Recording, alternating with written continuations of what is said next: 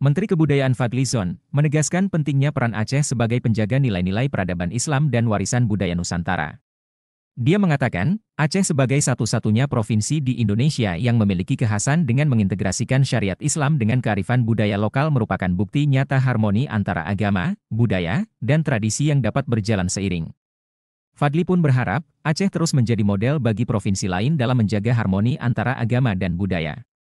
Mengawali kunjungan kerja di Aceh, Fadlizon melakukan pertemuan dengan Wakil Gubernur terpilih Provinsi Aceh Fadlullah dan jajaran Balai Pelestarian Kebudayaan Wilayah I.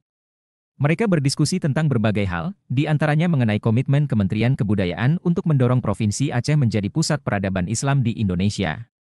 Dengan total 9.255 objek pemajuan kebudayaan yang tersebar di berbagai daerah di Provinsi Aceh, Menteri Fadlizon berharap, semakin banyak warisan budaya Aceh yang dapat menjadi warisan budaya tak benda tingkat nasional, bahkan dunia.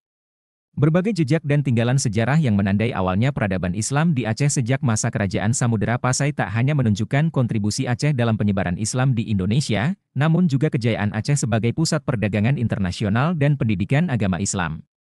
Ia mengatakan, berbagai warisan budaya Aceh yang mendunia antara lain tari saman yang diinskripsi oleh UNESCO sebagai warisan budaya tak benda, naskah hikayat Aceh yang ditetapkan sebagai ingatan kolektif dunia UNESCO, dan Hari Lahir Laksamana Keumala-Hayati sebagai perayaan internasional yang juga diakui oleh UNESCO menunjukkan kekayaan budaya Aceh yang mendunia.